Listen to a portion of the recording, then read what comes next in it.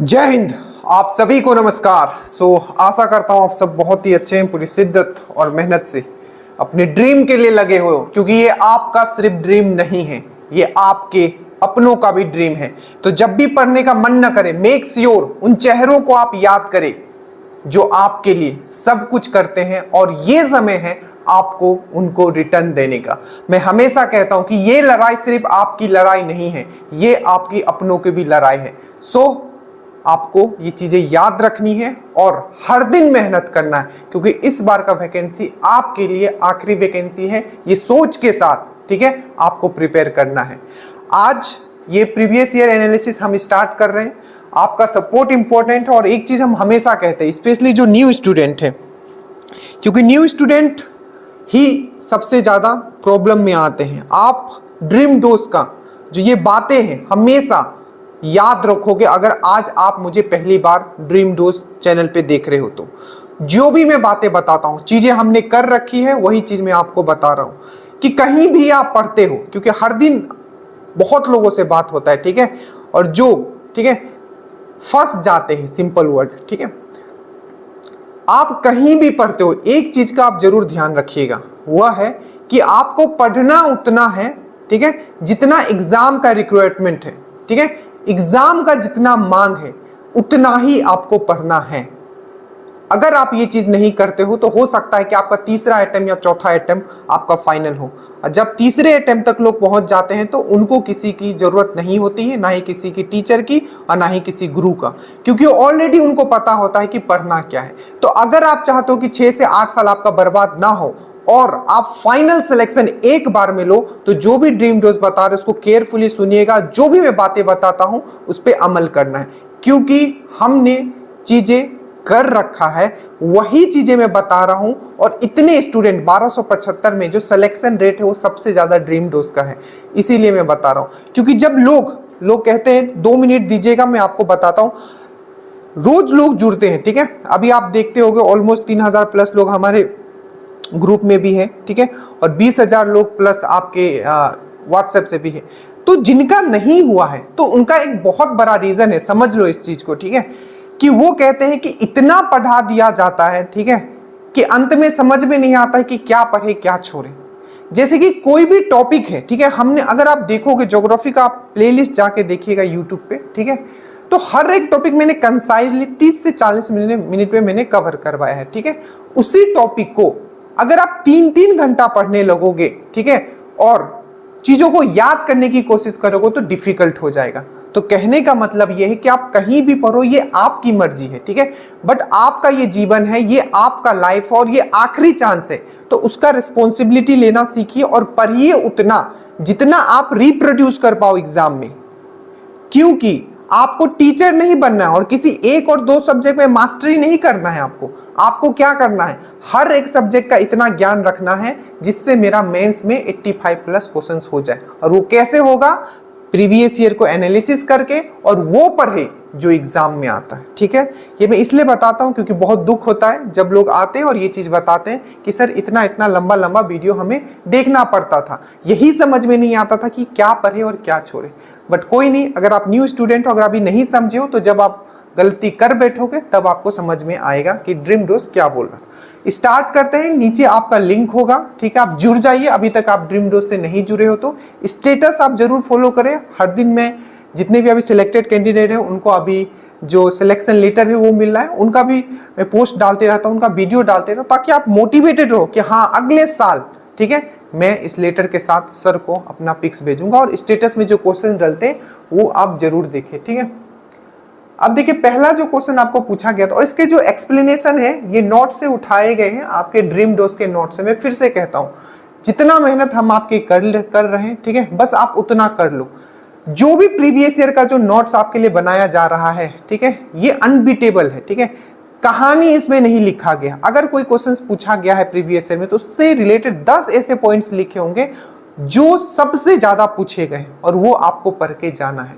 क्योंकि एक चीज आप ध्यान रखो, एक तो डिटेल में हम लोग पढ़ ही रहे हैं, ठीक है, बट जब लास्ट समय आएगा तो हमें प्रीवियस ईयर पूरा देख के जाना है और कंसेप्ट बिल्डअप करके जाना है उसके हिसाब से। तो ये नोट्स आपको काम आएगा, ठीक है, एग्जाम तक होपफुली ये चीज कंप्लीट हम कर लेंगे। स्टार्ट करते हैं, आप ध्यान से सुनिएगा, जितना भी चीज मैं बताऊंगा एकदम टू द पॉइंट हम लोग बात करने वाले हैं, ठीक है। थोड़ा समय लेने के लिए मैं माफी चाहूंगा, क्योंकि मुझे पता है नए लोग इससे नए लोग फंसेंगे, ठीक है, और वो क्या करेंगे, सब चीज पढ़ने के चक्कर में रहेंगे, ठीक है।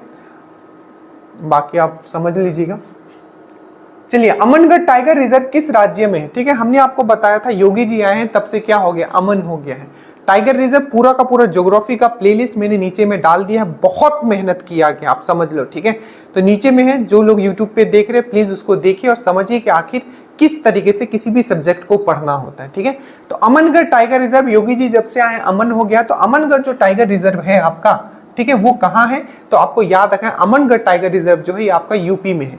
यूपी में आपको याद रखना है अमनगढ़, दुधवा एंड पीलीभीत। मेरे साथ बोलो, अमनगढ़, दुधवा, पीलीभीत, अमनगढ़, दुधवा, पीलीभीत, ये 3 टाइगर रिजर्व जो है आपको याद रखना है, वो कहाँ है, आपका यूपी में है। क्वेश्चन पूछा गया था कि दरोगा में, ठीक है, टाइगर मैन ऑफ इंडिया किसको कहते हैं, तो हमेशा याद रखना टाइगर मैन ऑफ इंडिया जो कैलाश संकला को बोलते हैं, किसको, कैलाश संकला को, कैलाश संकला को। टाइगर जो टाइगर प्रोजेक्ट है वो कब आया था, तो 1973 में आया था। ये सब चीज आपको नोट्स में लिखा हुआ मिलेगा, हम लोग क्विकली करेंगे, ठीक है, ज्यादा हम बात आपको टाइम वेस्ट नहीं करेंगे, बट रिवीजन करवा देते हैं, ठीक है। तो सबसे पहले मैंने बोला कि आपका दुधवा, पीलीभीत और अमनगढ़ कहाँ है, आपका यूपी में है, ठीक है। जो आपका टाइगर प्रोजेक्ट है ये कब लाया गया, तो 1973 में लाया गया। और हमने आपको पढ़ाने का एक तरीका हमने आपको बताया कि हमेशा मैं कहता हूं कि स्टूडेंट के तरीके से मैं आपको पढ़ा रहा हूं कि स्टूडेंट को किस तरीके से सोचना चाहिए, ठीक है। तो 1973 का अगर मैं बात करता हूं तो इसी समय आया था चिपको आंदोलन, ठीक है। चिपको आंदोलन आया था, अभी के समय में उत्तराखंड राज्य और उस समय के समय उत्तर प्रदेश में, ठीक है। तो आपको याद रखना चिपको आंदोलन भी 1973 में आया था, जिससे रिलेटेड कौन था, तो सुंदरलाल बहुगुणा, सुंदरलाल बहुगुणा, याद रखिएगा।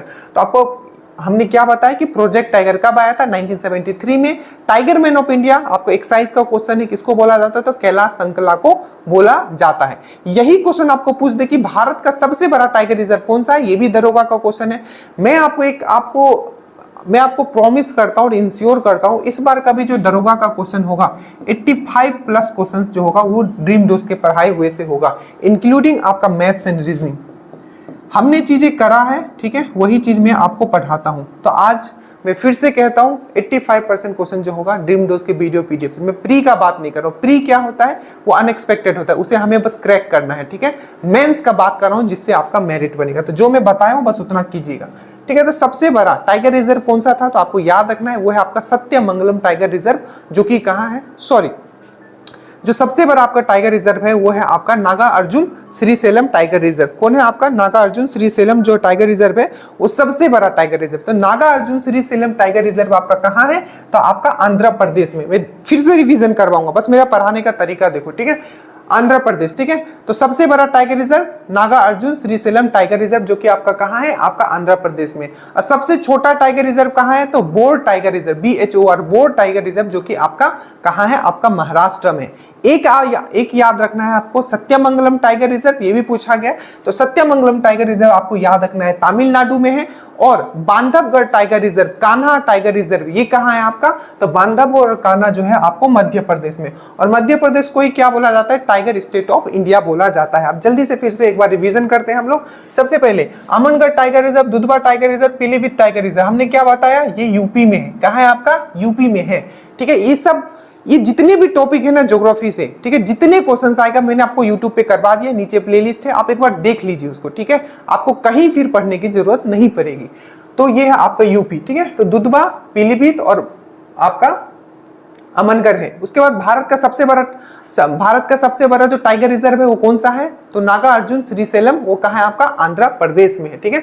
भारत का सबसे छोटा टाइगर रिजर्व कौन सा है, तो बोर टाइगर रिजर्व, जो कि आपका महाराष्ट्र में है, ठीक है। उसके बाद बाघ परियोजना टाइगर प्रोजेक्ट कब आया था, 1973 में, आपको अच्छे से याद रखना है। उसके बाद इंटरनेशनल हम लोग टाइगर डे कब मनाते हैं, तो 29 जुलाई। देखिए तरीका यही है पढ़ने का। और जो बुक जितने भी मार्केट में है, हम चाहते हैं कि कोई ऐसा बुक निकले जो इस तरीके से दिया हो, कहानी नहीं दिया हो, क्योंकि कहानी तो हम ऑलरेडी पढ़ चुके हैं। जो हम लोग टॉपिक वाइज पढ़ते हैं, एग्जाम से पहले या एग्जाम एनालिसिस हमें करना है पेपर का, तो इस तरीके से आपको नोट्स में करना है, ठीक है। उसके बाद tiger man of India, Kailash संकरा, ये सब क्वेश्चंस पूछे गए हैं। सबसे अधिक राष्ट्रीय उद्यान किस राज्य में है? तो मध्य प्रदेश। बांधवगढ़ टाइगर रिजर्व कहाँ है? बांधवगढ़ कान्हा तो कहाँ है आपका? मध्य प्रदेश में। सत्यमंगलम टाइगर रिजर्व आपका कहाँ है? तो आपको याद रखना है ये भी आपका कहाँ है? तो ये तमिलनाडु में है, ठीक है। उसके बाद टाइगर स्टेट किसको कहा जाता है? मैंने आपको बताया मध्य प्रदेश को कहा जाता है। और अभी एनटीसीए के साइट पे अगर देखोगे तो टोटल 54 टाइगर रिजर्व मेंशन है, जिसमें को 53 जो है गुरु घासीदास टाइगर रिजर्व है। मैंने क्या बोला? गुरु घासीदास टाइगर रिजर्व है, जो कि आपका कहाँ है? छत्तीसगढ़ में है, ठीक है। और आपका वीरांगना, ठीक है, दुर्गावती टाइगर रिजर्व कहाँ है? तो आपका मध्य प्रदेश में। और धौलपुर करौली कहाँ है?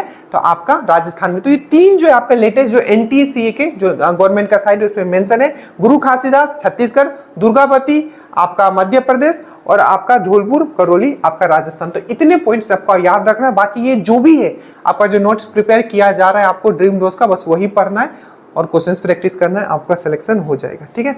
नेक्स्ट क्वेश्चन पूछा गया था, ये ट्रिक से हमने आपको ऑलरेडी बहुत पहले 1275 में जो बैच में था आपको याद हो तो हमने करवाया था ज्ञानी और संरक्षक, ट्रिक से मैंने करवाया था, ठीक है। आपको लोड नहीं मैं कभी देता हूं कि मैं आओ पढ़ा के मैं चला जाऊं, मैं हमेशा चाहता हूं कि लोड मैं अपने पे लूं, कम से कम लोड आप पे दूं, ताकि आप चीजों को कम से कम पढ़ो और पढ़ने का रुचि जागे आपके अंदर। हमने आपको करवाया था कि चरक, चरक मतलब क्या होता है? चरखा, चरखा आपके तरफ आएगा तो क्या करोगे? कन्नी काटोगे आप, ठीक है। तो चरक जो था किसके शासनकाल में था? ये क्वेश्चन पूछा गया था, तो ये था आपका कनिष्क। कनिष्क एक ऐसा पर्सन है, मैं हमेशा कहता हूं, अगर आप मेरे वीडियो देखते हो हमेशा इससे क्वेश्चंस पूछे जाते हैं, ये एक बहुत इंपॉर्टेंट टॉपिक है कनिष्क। तो कनिष्क का अगर हम लोग बात करें, ठीक है, सबसे पहला क्वेश्चन याद रखो कनिष्क के बारे में, ठीक है, कि ये किस वंश से था? तो आपको खुशान वंश से था। किससे था? खुशान डायनेस्टी से था। इसके खुशान डायनेस्टी का फाउंडर कौन था? याद करो, दिमाग पे जोर डालने की कोशिश करो। कुजल कटपीसेस। तो कनिष्क किस आपका डायनेस्टी से था? तो खुशान डायनेस्टी। खुशान डायनेस्टी का फाउंडर कौन था?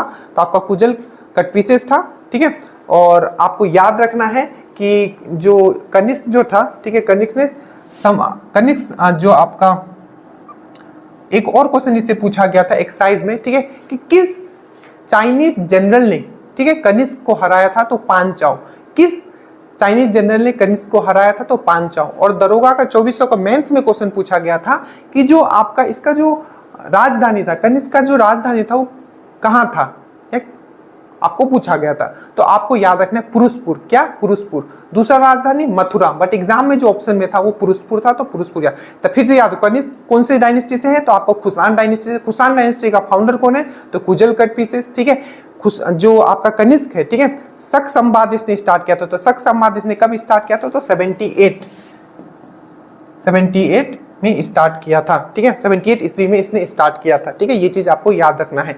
उसके बाद इसको किस चाइनीज जनरल ने हराया था? तो पांचाओ ने हराया था। किसने हराया था? पांचाओ ने। इसके शासनकाल में कौन था? तो चरक का नाम को याद रखना है, ठीक है, चरक, ठीक है, जो एक वैद्य था, तो चरक का नाम आपको याद रखना है। उसके बाद अश्वघोष, बहुत ही इंपॉर्टेंट पर्सन। अश्वघोष किसके शासनकाल में थे? तो आपको कनिष्क के शासनकाल। अश्वघोष ने एक बुक लिखा था जो बाइबल बोला जाता है, ठीक है, बुद्धिज्म का बाइबल जिसको बोला जाता है, जिसको बोला जाता है बुद्ध चरित। तो बुद्ध चरित किसने लिखा है? तो अश्वघोष ने लिखा है। और नागार्जुन किसके शासनकाल में थे? बहुत ही इंपॉर्टेंट पर्सन है, ठीक है, जिनको भारत का आइंस्टाइन भी बोला जाता है। तो पूछा जाएगा भारत का आइंस्टाइन किसको बोला जाता है? तो नागार्जुन को। और वो किसके शासनकाल में थे? तो आपको याद रखना है वो भी आपके कनिष्क के शासनकाल में थे, ठीक है। उन्होंने शून्यवाद का सिद्धांत दिया था। तो किसने शून्यवाद का सिद्धांत दिया था?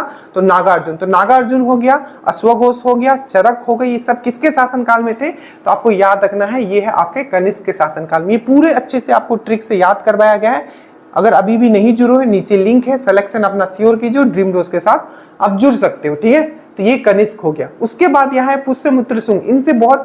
इनसे एक बहुत ही इंपॉर्टेंट क्वेश्चन पूछा जाता है कि पतंजलि किसके शासनकाल में थे? तो आपको अच्छे से याद रखना, पतंजलि किसके शासनकाल में थे? तो पुष्यमित्र शुंग के शासनकाल में, ठीक है। शुंग शासनकाल के जो राजा थे पुष्यमित्र शुंग, उसके शासनकाल में कौन थे? पतंजलि। और पतंजलि ने एक बुक भी लिखा है जो आपको पता होना चाहिए, महाभाष्य। मेरे साथ बोलो, पतंजलि ने कौन सा बुक लिखा है? महाभाष्य।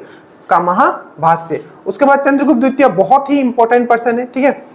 बीपीएससी में इनसे क्वेश्चन पूछा गया था कि कौन सा ऐसा गुप्त शासक था। ये फेवरेट टॉपिक है आपका दरोगा और आपका बीपीएससी का, कि कौन सा ऐसा गुप्त शासक है। मैंने पूरा स्टोरी भी आपको समझाया था, ठीक है, कि कौन सा ऐसा गुप्त शासक है जो अपने भाई को मार के गद्दी पे बैठा था। तो ये रामगुप्त को मार के अपने गद्दी पे बैठा था। कौन है वो? तो चंद्रगुप्त द्वितीय, जिसको हम लोग विक्रमादित्य के नाम से भी जानते हैं। इनके शासनकाल में बहुत ही इंपॉर्टेंट पर्सन थे ठीक है, मैंने पूरा का पूरा आपको करवाया है।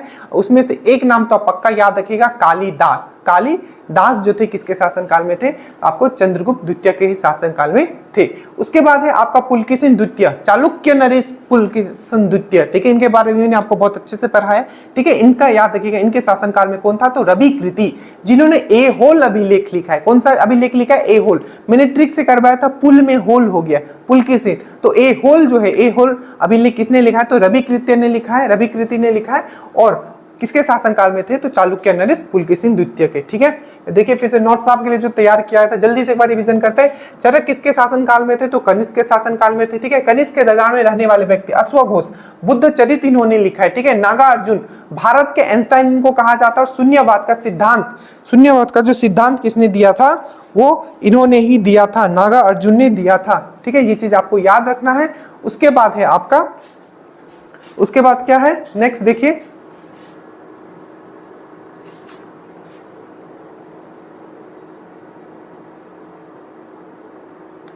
नेक्स्ट देखिए आपका नागार्जुन हो गया। उसके बाद समुद्रगुप्त, समुद्रगुप्त आपको पता है, समुद्रगुप्त गुप्त शासक था। इसके शासनकाल में कौन था? तो आपको याद रखना हरिसेन, हरिसेन ने कौन सा अभिलेख लिखा है? तो प्रयाग परस्ती अभिलेख। तो आपको पूछा जाएगा कि प्रयाग परस्ती अभिलेख किसके द्वारा लिखा गया है? तो आपको याद रखना है वो लिखा गया आपका हरिसेन के द्वारा। हरिसेन किसके शासनकाल में, किसके कोर्ट में थे? तो आपको याद रखना है समुद्रगुप्त। ये भी क्वेश्चन पूछा गया था, दरोगा का ही क्वेश्चन है कि कौन सा ऐसा गुप्त शासक था, ठीक है, जिसने 2 अश्वमेध यज्ञ करवाया था, 2 अश्वमेध यज्ञ करवाया था। जल्दी से बोलो। तो आपको याद रखना 2 अश्वमेध यज्ञ किसने करवाया था? तो आपका समुद्रगुप्त ने ही करवाया था, आपको याद रखना है, ठीक है। उसके बाद है आपका हर्षवर्धन, ठीक है। तो हर्षवर्धन के शासनकाल में कौन था? तो वानभट्ट। आपको मैंने करवाया था ट्रिक से, ठीक है, बनाना पड़ता है, चरित्र जो है आपको बनाना पड़ता है। तो वानभट्ट ने एक बुक लिखा था, ठीक है, वानभट्ट ने एक बुक लिखा था हर्ष चरित्र, चरित्र बनाना पड़ता है। तो वानभट्ट आपको याद रखोगे कौन सा बुक लिखा है? उसने लिखा है आपका हर्ष चरित्र, ठीक है। और किसके समय काल में थे? तो हर्षवर्धन के समय काल में। और पूछा जाता है हर्षवर्धन किस डायनेस्टी से था? तो पुष्यभूति डायनेस्टी से। किससे? पुष्यभूति डायनेस्टी से। किससे? पुष्यभूति डायनेस्टी से, ठीक है। और आपको ये भी हरिसेन, ये देखिए हरिसेन प्रयाग परस्ती अभिलेख इन्होंने लिखा था, ठीक है। उसके बाद पुलकेशिन द्वितीय, चालुक्य नरेश, इसके शासनकाल में कौन था? तो रवि कृति। इनका कौन सा अभिलेख है? तो यह आपका एहोल अभिलेख है। ये चीज आपको अच्छे से याद रखना है। उसके बाद लक्ष्मण सेन, ठीक है, लक्ष्मण सेन, लक्ष्मण सेन के शासनकाल में कौन था? तो सिंपल ये क्वेश्चन पूछा गया कि जयदेव जो था, ठीक है, वो किसके शासनकाल में था? तो आपको याद रखना है लक्ष्मण सेन।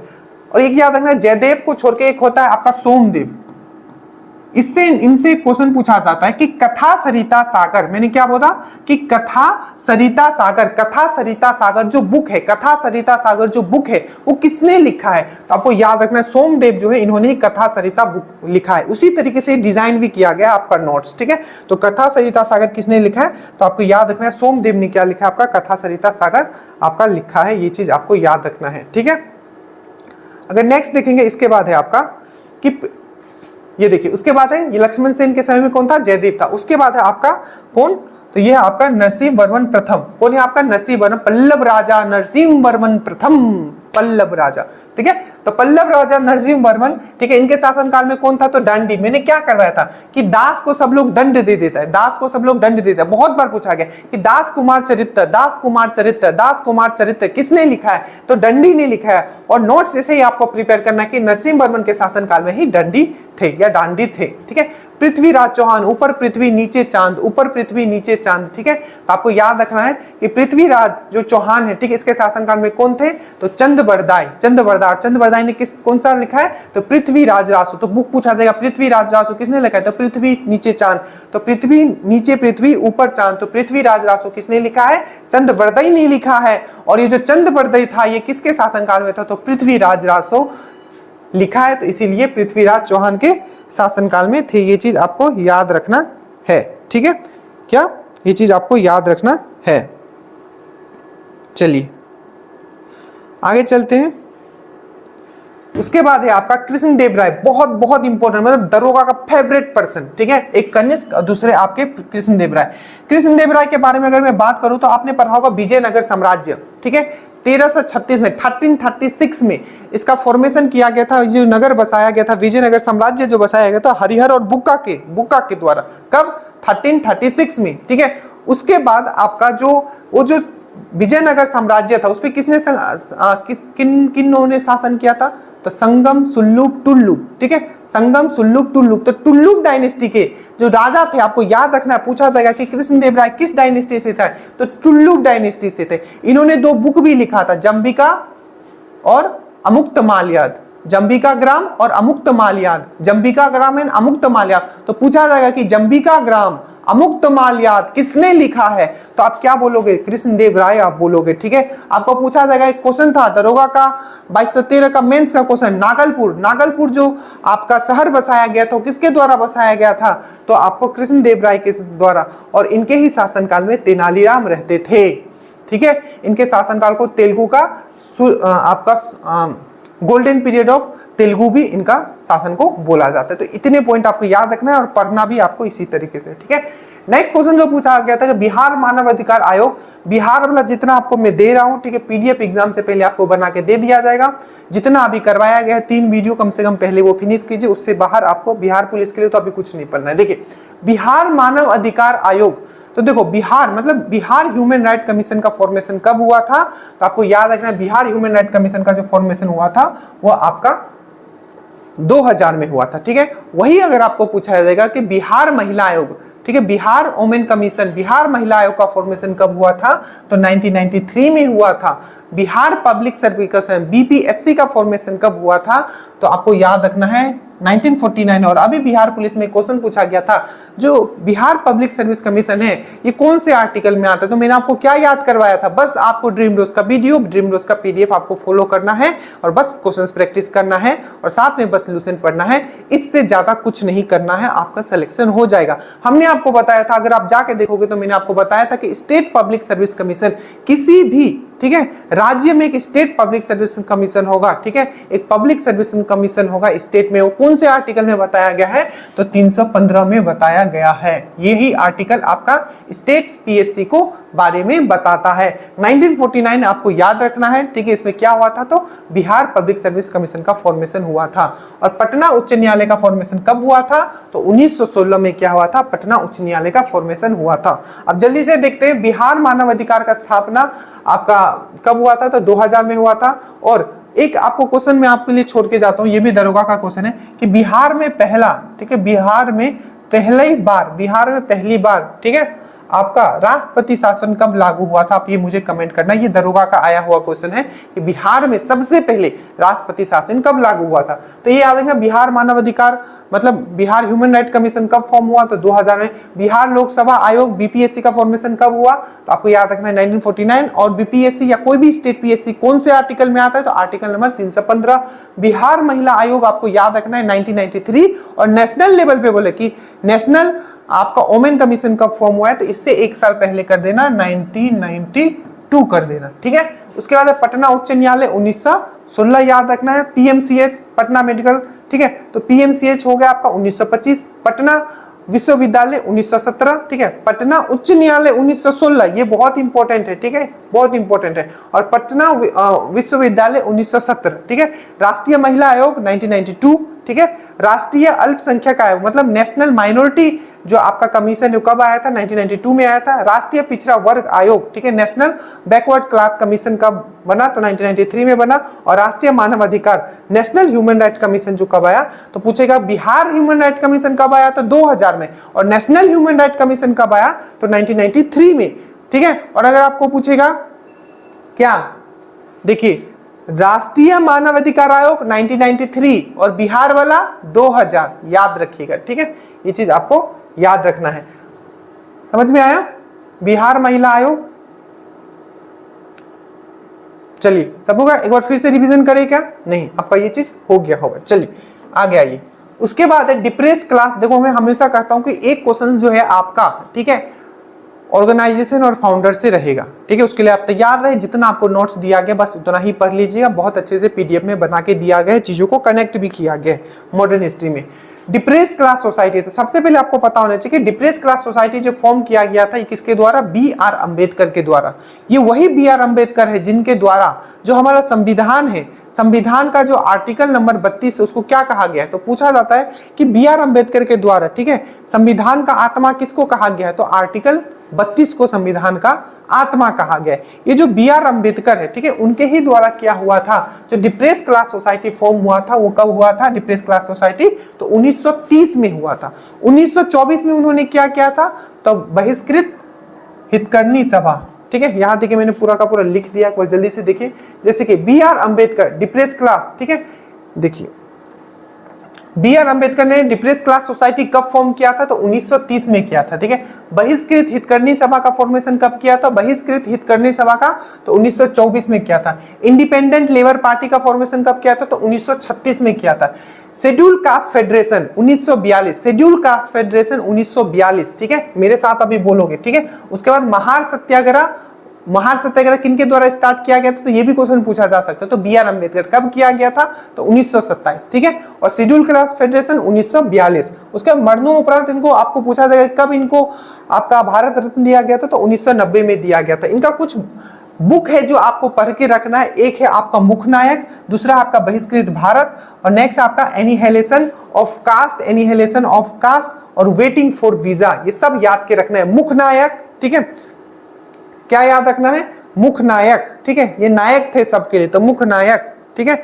लोकनायक किसको बोला जाता है, जेपी को, ठीक है, लोकनायक किसको बोला जाता है, जेपी को, जयप्रकाश नायक। तो Mooknayak, Bahishkrit Bharat, annihilation of caste, waiting for visa, ये जितना भी बुक है किनके द्वारा, आपको बी आर अम्बेडकर द्वारा। अम्बेडकर ए लाइफ, ये कुछ दिन पहले का ही बुक है, आई थिंक 1 से 1.5 साल पुराना। अम्बेडकर ए लाइफ किसके द्वारा लिखा गया है, तो ये शशि थरूर के द्वारा लिखा गया है। प्रारूप समिति के अध्यक्ष थे, आपको पता है टोटल 7 लोग थे प्रारूप समिति में, जिसके जो अध्यक्ष थे, ठीक है, वो कौन थे आपके, तो ये बी आर अम्बेडकर थे। और ये भी पूछा गया कि आपका जो प्रारूप समिति है कब फॉर्म किया गया था, तो 29 अगस्त 1947 को। एक बार मेरे साथ बोलो, ठीक है, क्योंकि ये बहुत इंपॉर्टेंट। सबसे पहले आपको याद रखना है, अब देखो मैं आपके साथ ही याद कर रहा हूं, ठीक है। सबसे पहले मैंने बताया कि डिप्रेस्ड क्लास सोसाइटी कब फॉर्म किया गया, तो 1930 में बी आर अम्बेडकर के द्वारा, ठीक है। मेहर सत्याग्रह कब स्टार्ट किया गया, तो आपको याद रखना है 1927 में, ठीक है। उसके बाद शेड्यूल क्लास फेडरेशन कब स्टार्ट किया गया, जब 1942 में क्विट इंडिया मूवमेंट, तो आपको याद रखना है 1942, सॉरी कहां गया, ठीक है, शेड्यूल कास्ट फेडरेशन 1942। उसके बाद बहिष्कृत हितकर्णी सभा आपका 1924, बहिष्कृत चारों तरफ से उसको क्या कर देता है, बहिष्कृत कर देता था, तो 1924, 4 आ रहा है बीच में लास्ट में, तो बहिष्कृत हितकर्णी सभा 1924। उसके बाद आपको याद रखना है क्या, 1936 वाला, ये आपको इंडिपेंडेंट लेबर पार्टी 1936, तो ये डेट वाला पक्का याद रखेगा। मरणोपरांत 1990 में इनको क्या मिला था, आपको भारत रत्न मिला था। बाकी ये जितना भी मिला, Mooknayak, Bahishkrit Bharat, annihilation of caste, waiting for visa, ये सब आपको याद रखना है, ठीक है। अब ये देखिए बहुत ही आप क्वेश्चन था, ठीक है, इससे बहुत लोगों का इस बार मेरिट रुक गया होगा, अब बहुत लोगों का इससे मेरिट बन गया होगा। इसमें क्वेश्चन पूछा गया था, तो जब हम लोग एग्जाम से पहले, मैं फिर से बताता हूँ, थोड़ा कंसेप्चुअल चीज हमें पॉलिटी में पढ़ना है, और मैं उसको अलग से फिर से कंसेप्ट वाइज क्वेश्चंस में करवाऊंगा। जितने लोग मुझे देख रहे हैं आपके लिए स्पेशल डाला जाएगा, ऐप पे भी डाल दूंगा मैं। इसमें पूछा गया था कि उपराष्ट्रपति किस प्रस्ताव द्वारा हटाया जा सकता है, मतलब जो उपराष्ट्रपति को हटाया जाता है, ठीक है, किसके प्रस्ताव से हटाया जाता है, तो ये आपका राज्यसभा, लोकसभा, सांसद या कोई नहीं। तो आपको याद रखना है कि जो सबसे पहला पॉइंट, कि जो अगर वाइस प्रेसिडेंट को हटाना है, ठीक है, तो हटाएगा पार्लियामेंट। कौन हटाएगा, आपका पार्लियामेंट, संसद। बट यहां पूछा है कि प्रस्ताव, किसके प्रस्ताव के द्वारा, तो हमेशा याद रखना जो आपका वाइस प्रेसिडेंट है, अगर उसे, जैसे कि अगर मान लीजिए आपको प्रेसिडेंट को हटाना है, तो हमेशा याद रखिएगा प्रेसिडेंट को अगर हटाना है तो उसका प्रस्ताव जो है आपको लोकसभा में भी लाया जा सकता है, राज्यसभा में लाएगा। मतलब अगर resolution to remove the president हम कहां ला सकते हैं, तो आपका लोकसभा में ला सकते हैं, राज्यसभा में भी ला सकते हैं। I am talking about the प्रस्ताव, रेजोल्यूशन, ठीक है। तो रेजोल्यूशन अगर लाना है, प्रेसिडेंट को अगर हटाना है, तो हम लोग लोकसभा में भी ला सकते हैं, राज्यसभा में भी ला सकते हैं। बट अगर हमें वाइस प्रेसिडेंट को अगर हटाना है, तो हमें जो है आपको क्या, जो आपका प्रस्तावना है उसको हटाने का जो रेजोल्यूशन है वो हमेशा राज्यसभा में आएगा, वो हमेशा राज्यसभा में आएगा।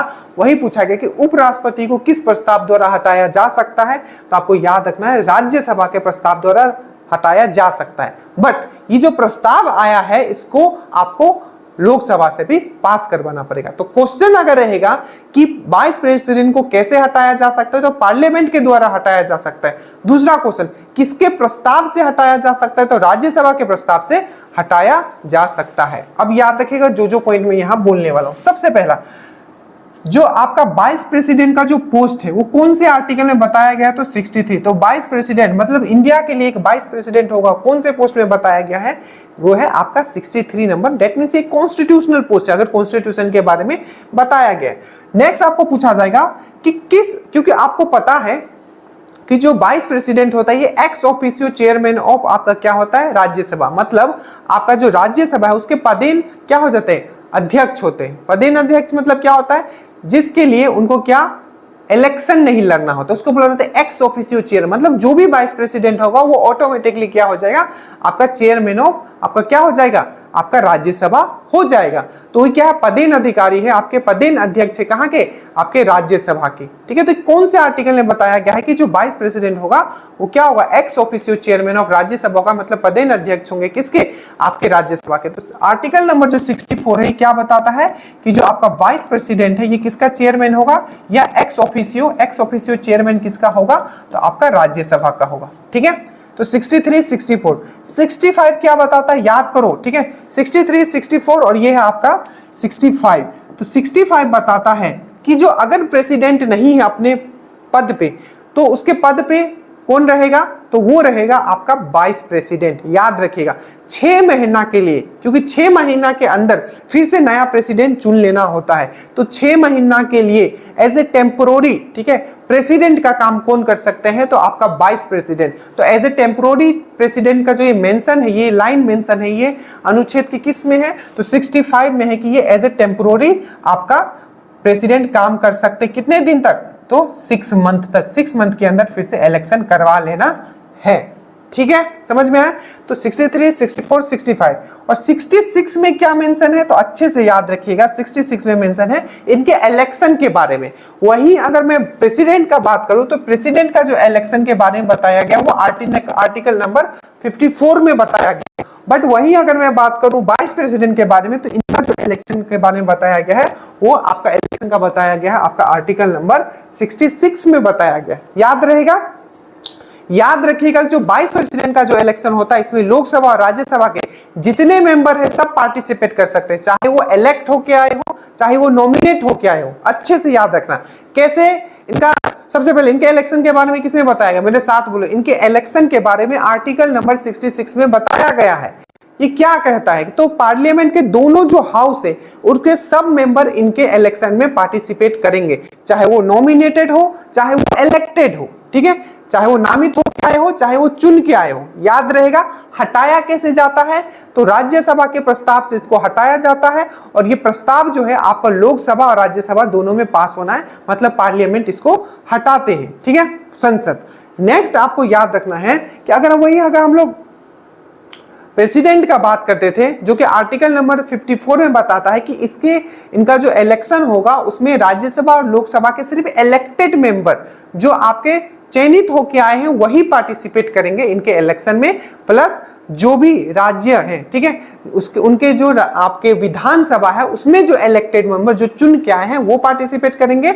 और आपको पता है दिल्ली और पुडुचेरी को भी अलाउ किया गया है इनके इलेक्शन में वोट देने के लिए। ठीक है, याद रहेगा, बहुत अच्छा। ठीक है, तो 66 भी आपको याद रख लेना। एक बार जल्दी से हम लोग देख लेते हैं वाइस प्रेसिडेंट का क्या क्या है। सबसे पहले याद रखिएगा वाइस प्रेसिडेंट को राज्यसभा के संकल्प द्वारा हटाया जा सकता है। निर्वाचन में इनका भाग लेते हैं तो राज्यसभा और लोकसभा के पूरा का पूरा मेंबर भाग लेते हैं। कौन से आर्टिकल में है इनका इलेक्शन के बारे में, तो 66 आर्टिकल के बारे में। ठीक है, उपराष्ट्रपति के लिए, उपराष्ट्रपति का जो पद है हमने कहां से लिया है, तो आपको याद रखना उपराष्ट्रपति का जो पद है वो हमने कहां से लिया है, तो अमेरिका से लिया है। उपराष्ट्रपति का जो अनुच्छेद है, कौन से अनुच्छेद में उपराष्ट्रपति के बारे में बताया गया, पोस्ट के बारे में तो 63, निर्वाचन के बारे में आपका 66 और शपथ के बारे में आपको याद रखना है 69। 64 में क्या बताया गया है, एक्स ऑफिशियो चेयरमैन होंगे, किसके चेयरमैन होंगे, आपके राज्यसभा के। और 65 में क्या बताया गया है, टेम्पोररी प्रेसिडेंट के बारे में। ठीक है, कि टेम्पोररी प्रेसिडेंट। शपथ व त्याग, याद है कि इनको शपथ कौन दिलाते हैं, तो राष्ट्रपति दिलाते हैं। और त्याग पत्र भी अगर इनको देना है तो किनको देंगे, ये अभी ना छोटा छोटा बात दिमाग में डालो, ठीक है, नहीं तो वहां मिस्टेक होगा। ये इसमें भी आप मिस्टेक कर लोगे। याद रखना शपथ और त्याग पत्र दोनों जो है ये राष्ट्रपति के साथ ही इनका होता है। अगर शपथ भी लेंगे तो राष्ट्रपति दिलाएंगे और त्याग पत्र भी देना है तो राष्ट्रपति को ये देंगे। कार्य ऐसे राष्ट्रपति जो कार्यकाल के दौरान ही इनका देहांत हो गया था हार्ट अटैक से, तो कृष्णकांत नाम आपको याद रखना है। उपराष्ट्रपति राज्यसभा के सभापति अनुच्छेद मैंने बता दिया 64, ठीक है। और स्थायी राष्ट्रपति के रूप में आपको पता है, अस्थायी मतलब टेम्पोररी प्रेसिडेंट के रूप में आर्टिकल नंबर 65 हो जाएगा। और अगर वरीयता क्रम देखा जाए, वरीयता क्रम से क्वेश्चन आता है, मेंस में भी आया है तो याद रखिएगा, सबसे ऊपर होता है प्रेसिडेंट, उसके बाद वरीयता क्रम देखा जाए तो वो है आपका वाइस प्रेसिडेंट का, ठीक है। देखो ये इसी तरीके से मैं अगर एनालिसिस करूं आपके लिए, ठीक है, 5 क्वेश्चंस का भी अगर अच्छे से एनालिसिस करूं तो याद रखिएगा क्वेश्चंस फिर रिपीट होता है, फिर प्रेसिडेंट वाइस प्रेसिडेंट से ही कोई क्वेश्चन पूछा जाएगा, फिर कोई आपका प्रेसिडेंट से ही क्वेश्चन पूछा जाएगा, फिर कोई ऑर्गेनाइजेशन से। अगर इस तरीके से आप करोगे तो आपका 85 प्लस आपका श्योर है। बस मैथ्स रीजनिंग जो हम देते हैं बस उतना, जितना आपको ऐप पे मैथ्स रीजनिंग दे दिया गया उसका नोट्स बना लीजिए, उसको बार बार कीजिए, उसके बाद देखिए आपसे आगे कोई नहीं होगा। So thank you so much. देखिए एफर्ट हमने डाला, बस आपका इतना सपोर्ट आता है। अगर चैनल पे नहीं हो तो प्लीज आप इसको लाइक कर दें और शेयर कर दें। शेयर अगर आप लोग नहीं करोगे तो मैं फिर से कहता हूं बहुत लोगों का, ठीक है, जिंदगी जो है खतरे में है इस बार भी, तो लोगों को बताएं कि आखिर सही डायरेक्शन क्या है पढ़ने का। So thank you so much. Study well, study hard. जय हिंद।